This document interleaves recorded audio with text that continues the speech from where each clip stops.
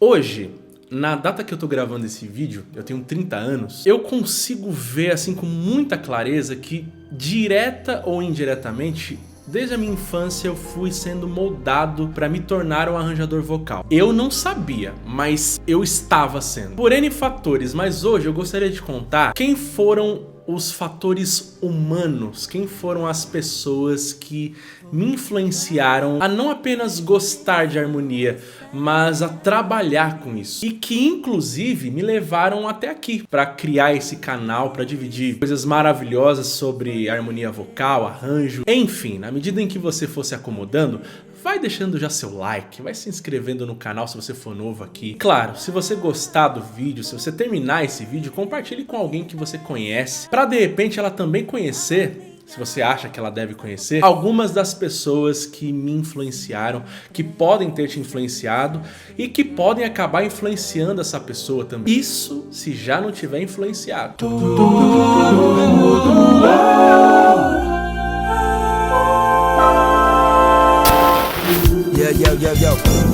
A graça do Senhor me faz merecedor.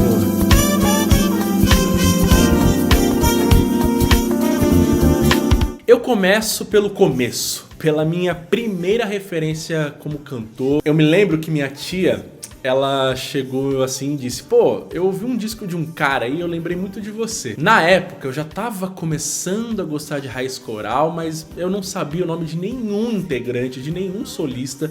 Eu era aquele cara que só ouvia o coral e falava: nossa, como cantam bonito. Eu não sabia o nome de ninguém. Daí beleza, eu peguei o disco da minha tia emprestado, cheguei em casa ali bonitinho. Quando eu dei play, eu falei assim: quê? Pô, é o cara do Raiz Coral. Então o nome dele é Sérgio Sás. Resumindo, eu devorei aquele disco, o És o Meu Herói. Cara, eu acho que era a segunda ou terceira música, que era a música Jerusalém, que o Tom Carfe canta com ele. Eu fiquei simplesmente viciado. Além dos duetos ali já estarem fazendo algo diferenciado pra mim, na época era extremamente diferenciado um dueto ter tanta mobilidade assim. Só que no final, simplesmente entra um coralzaço.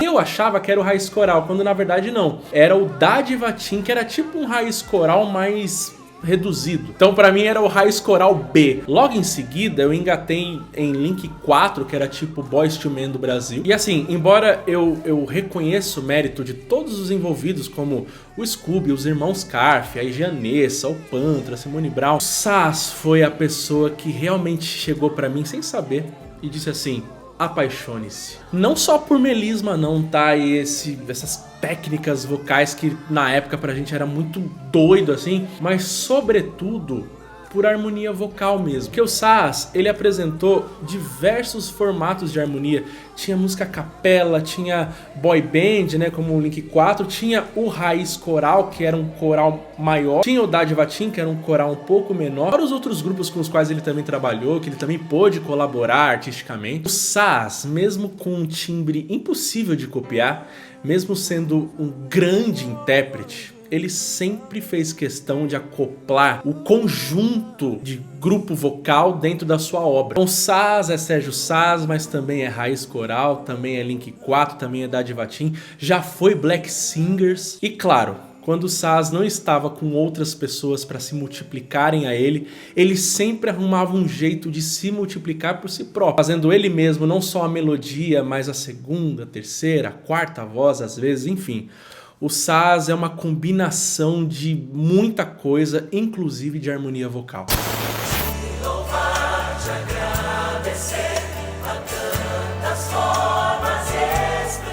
Esse aqui eu ouvia desde garoto, porque todo santo dia, bem de manhã, minha mãe soltava no rádio e ela ficava cantando junto, ouvindo todos os discos. Renascer 1, 2, 3, que tem aquela música Tudo Posso em Deus que me fortalece. E assim, esse veio bem antes do Sás, porque desde os 5, 6 anos ouvindo, mas naquele momento que minha mãe começou a soltar Renascer Praise, eu já começava a entender que Pera, música de igreja não é só o beabá, não. Eu não sei como é que é hoje em dia, mas na época que eu era criança na igreja, eu ouvia os grupos de louvor sempre muito quadradões. Já aqui não, o Renascer Praise, ele tinha tipo uma puta de uma orquestra, uma banda absurda, muito bem escritas, com progressões harmônicas lindíssimas, cheias de empréstimos modais, contrapontos. E detalhe, um vocal, né, um coro, um backing,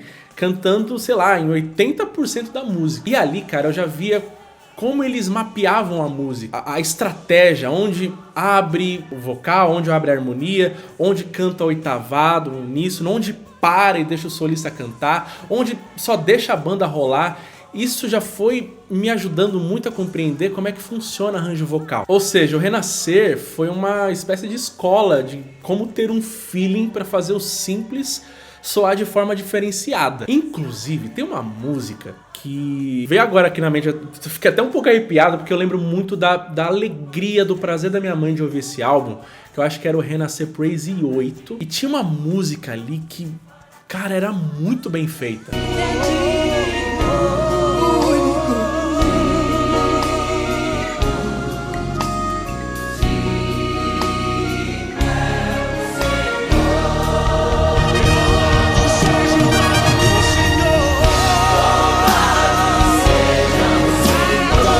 Eu achava até graça que chegava ali no final ali da música, depois de fazer esse showzaço assim, a Sônia chegava na frente assim, tipo, pegava o microfone e tipo, esse aqui é o Renascer Praise 8. Eu sei que ela não falava nesse tom, mas se ela falasse, ela teria moral.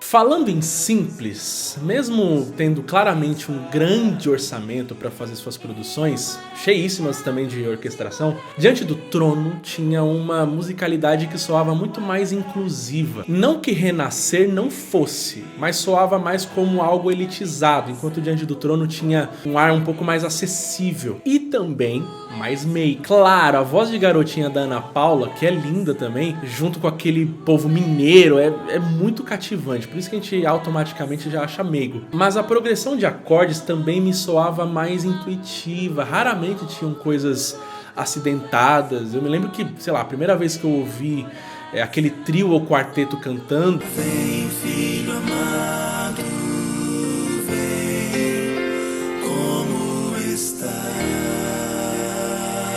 Eu fiquei encantadíssimo com aquilo. E o arranjador da época era o Maximiliano Moraes. Olha só, consegui lembrar. Ele tinha um jeito muito cuidadoso de dividir as vozes ali.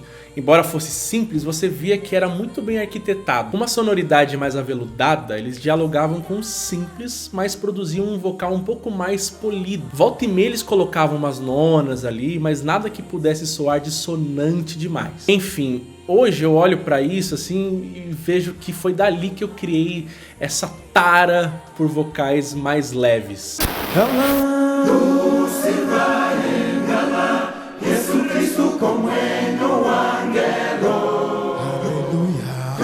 Esse aqui eu lamento muito por ter perdido, sei lá, as 4 ou 5 oportunidades da minha vida de falar pra ele diretamente o quanto ele me influenciou. Aliás, eu acho que ele nem tem noção do quanto muitos de nós que cresceram na igreja, cresceram ouvindo música, se tornaram músicos depois, que gostam de harmonia vocal, no caso, ele não tem noção do quanto ele ajudou a gente. E assim, nós devemos muito a ele por essa ascensão, não só da Black Music no Brasil, como também o interesse da juventude por corais e grupos a capela. E detalhe, tá? Ele é gringo, um angolano que fez um bem absurdo pro brasileiro através da Black Soul Dream, que não juntava só grandes melismeiros num só álbum, como predominantemente conjuntos e mais conjuntos de harmonização em todos os formatos possíveis. Ele era membro também do Black Singers, que foi um dos grandes grupos a capela do Brasil, lá nos anos 90, até um pedaço ali dos anos 2000. Anos depois ele chegou a dirigir o Black Nis Boys, que inclusive o Renato Max, grande cantor,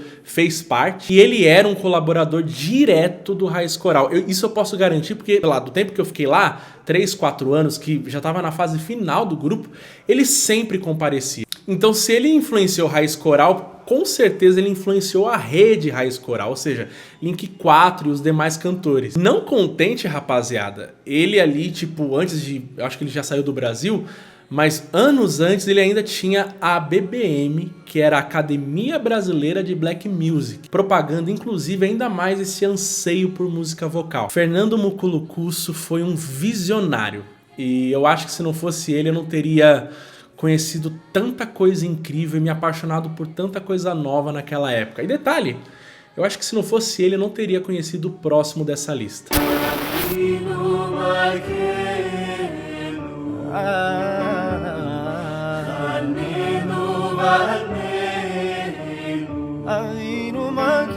Sim, eu já tinha ouvido ele em Jesus Meu Guia É. Mas o ponto é que naquela época, como eu mencionei, eu não sabia o nome de ninguém. Por isso, o solista de Jesus Meu Guia É era simplesmente um cantor, um tenor do Raiz Coral. Mas, graças a Fernando Muculucusso, foi em Black Soul Dream, com a música Pai Nosso, que eu finalmente soube quem era Leonardo Gonçalves, ali em meados de 2005, 2006. E naquela época, ouvir determinado artista exigia duas coisas pelo menos: ter ali entre 12 a 15 reais para comprar um CD, ou ter uma grande habilidade para encontrar métodos de download na internet. Como eu não tinha dinheiro, o Google era o meu aliado nesse momento. Então, pós Black Soul Dream e Jesus Meu Guia, eu joguei ali no Google e fiz todo aquele movimento, e aí eu encontro Getsemane.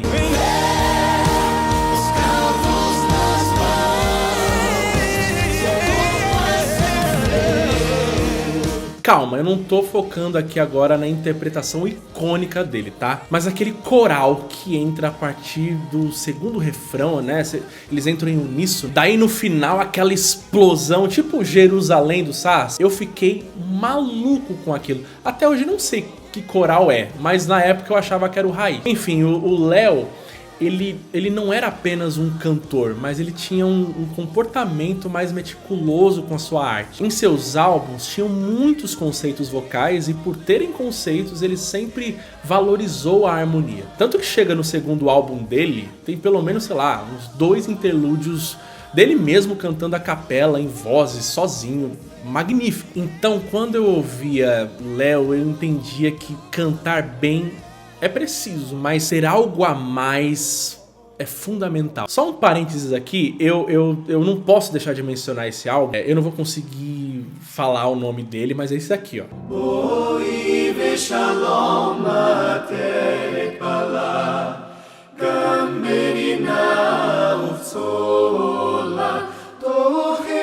Assim, esse álbum, ele é uma aula de um monte de coisa, mas esse vocal, que coisa mais linda. Eu não gosto de ranquear as coisas, tá? Mas eu acho que o disco cristão no Brasil que mais me tocou foi esse.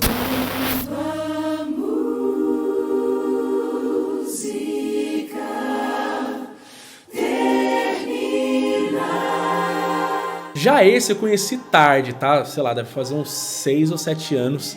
Eu já era arranjador, já tava dando aula de harmonia. E assim, nas alturas do campeonato eu já tinha ouvido um monte de coisa legal no Brasil, mas nunca tinha visto uma perspectiva tão minuciosa para escrever arranjo para grupo. Lineu é um maestro antigo da Adventista, mas até hoje ele escreve como um grande revolucionário. E quando eu o conheci, me senti revoluído. Essa palavra nem existe, eu sei. Isso porque eu senti que poderia ser e saber e viver algo muito maior do que aquilo que eu tinha em mãos. E a harmonia vocal ia muito mais além e vai continuar indo. O Lineu, ele é impressionante, impressionante. Mas junto com isso, ele também é emocionante.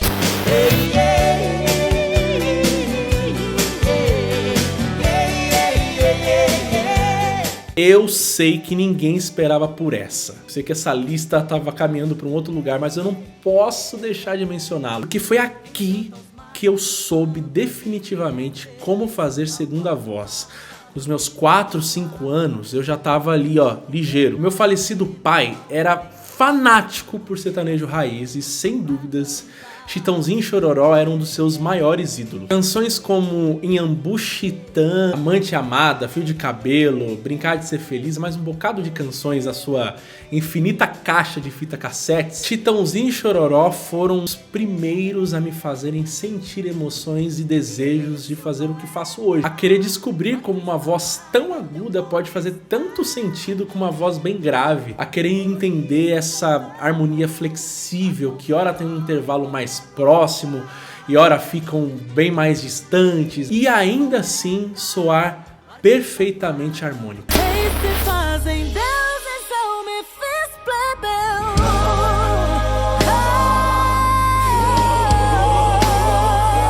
Quando eu entrei no Raiz e havia em ação, no vocal, no coral, eu simplesmente passei a entender coisas novas. A voz dela soava com uma alma dentro do coral, mesmo com tantos cantores incríveis. O timbre, a sonoridade da sua voz basicamente filtrava a voz de todos, e isso era bizarro. Ela certamente era a referência daquela formação. E tempos depois eu descubro que a Paloma não é apenas uma soprano convencional, mas canta contralto, tenor com a mesma qualidade e eficiência. Eu sou o Senhor, a vida, a força e o amor. Deu certo, né? Não. Ou seja, não estamos falando de uma soprano que pode ser improvisada. Estamos falando de uma soprano que, entre aspas, também é contralto e, entre aspas, também é tenor. E por que eu coloquei ela na lista? Porque vê-la atuando não apenas aumentou a minha admiração e devoção por ela, porque eu sou, como também me inspirou a ser um harmonizador muito melhor. Até hoje, inclusive, quando eu tô gravando algum arranjo com certas características sonoras, eu a tenho como minha inspiração para executar do jeito certo. E isso faz com que eu me encante ainda mais pelo processo. A Paloma é muito versátil como solista e como coralista. Ou corista? Como é que fala? Como eu tinha 16 anos, ela que me colocou no Raiz basicamente, eu tava muito ainda começando a gostar desse negócio assim de querer trabalhar com harmonia. E ela não tá ligada no quanto ela me inspirou e me inspira até hoje.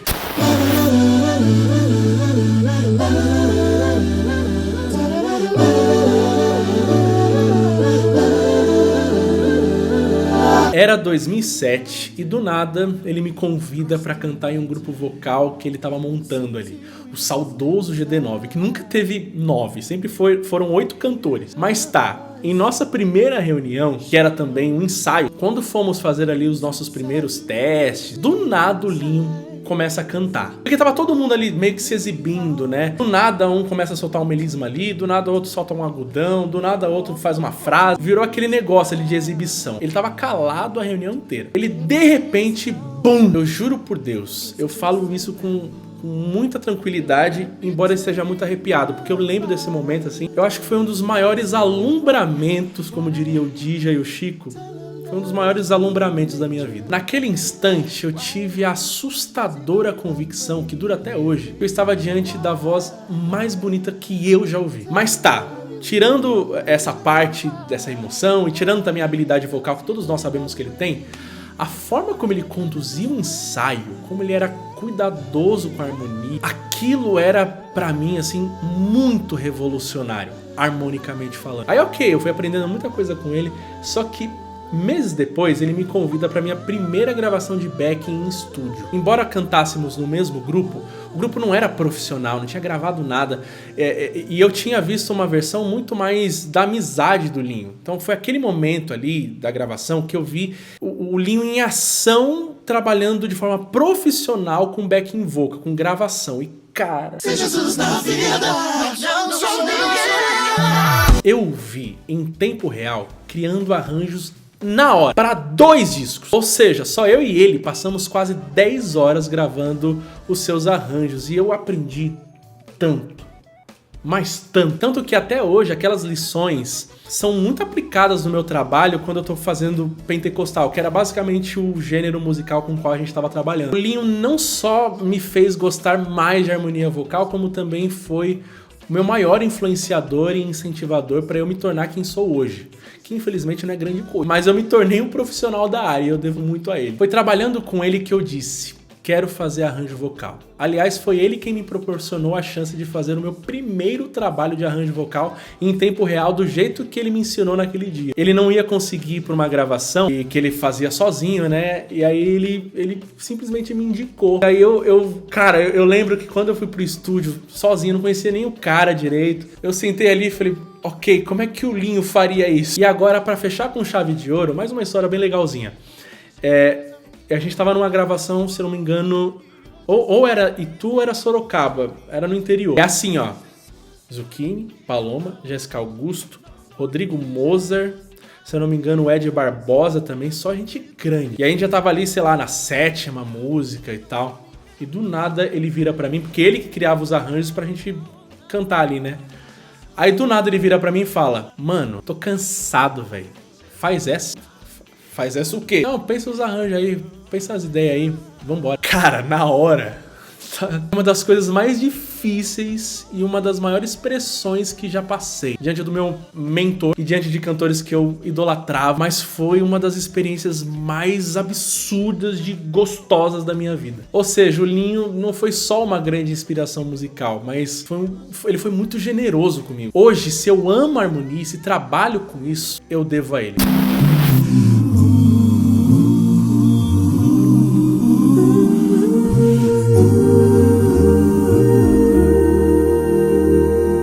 Cara, pera. Eu tava quase já desligando as coisas aqui, desarrumando a câmera. Mas eu não posso deixar de fazer uma menção honrosa aqui que faz todo sentido. Eu devo ter mencionado ela umas 2 ou 3 vezes aqui no vídeo, mas não apenas aqui, talvez em outros vídeos também. Que foi a primeira arranjadora vocal da minha vida, que é a minha mãe. Desde pequeno, eu ouvia ela bem cedinho, assim, ouvindo Renascer diante do trono, e em alguns momentos fazendo segunda voz, ou cantando com solistas, né? Ou até mesmo cantando com os grupos vocais. Ora terça, ora quinta, ora melodia. Eu cresci ouvindo, assistindo e logo depois fazendo isso. Que ela é uma grande amante de grupos vocais, de arranjos. Ela ama Boyz II Men, Take Six. E desde sempre ela gostava de ouvi-los enquanto arrumava a casa, passava roupa. E aí, consequentemente, foi ela quem me ensinou a ouvir música vocal para além da sua superfície. Manhinha foi a pessoa quem me ensinou o básico sobre como construir um arranjo sólido, seguro. Ela falava: ó, não precisa ter divisão vocal a música inteira. Deixa a música respirar. Aqui você pode parar, aqui você pode cantar junto, de repente na mesma região, uníssono. Ó, aqui é interessante você abrir. Ela tinha uma visão macro da música e ela passava para mim de forma tão didática que eu comecei a ter uma noção um pouco mais espontânea de ver a nuance da música e como eu devo aplicar cada elemento. E mais, foi ela quem me atentou muito também as tonalidades da música. Assim, é que minha mãe não treinou muito, mas eu tenho certeza que hoje ela seria um ouvido absoluto, porque hoje você pede pra ela cantar qualquer música, ela vai cantar no tom original, sem que alguém precise dar o acorde, ela simplesmente lembra. Ela tem uma memória tão lúcida de tonalidade, de harmonia, ela guarda harmonias de quando ela ainda cantava com 15, 16 anos na igreja, pra vocês terem noção. É uma coisa muito louca. Anos depois eu virei arranjador vocal, eu tinha já meus 17 para 18 anos, eu ainda cantava no raiz, mas eu tava tentando ver novas possibilidades, porque eu nunca tive voz para virar backing vocal mesmo. Então, como eu gostava desse lance de harmonização, eu pensei em me tornar arranjador e testar algumas coisas e consegui me tornar. Eu não tinha computador, então eu tinha que pedir emprestado sempre um computador de alguém para eu poder produzir arranjos e converter o valor desses arranjos, né, dos trabalhos que eu pegava, para ajudar em casa. Eu fiquei assim mais ou menos uns 2 anos, até que um dia a minha mãe chega com um notebook assim E era simplesmente o notebook. Eu não sei se ela guardou dinheiro, não sei se ela parcelou, só sei que ela chegou pra mim, ela me entregou e ela nunca disse assim pra mim: vai entregar o currículo, sai do Raiz e vai procurar um emprego normal, música não vai dar certo. Ela nunca fez isso, nunca. Ela nunca sequer sugeriu. Daí no momento em que minha casa tava precisando demais de mim, ela me dá um notebook e diz: vai fazer o que você nasceu pra fazer. Vá cumprir a tua vocação.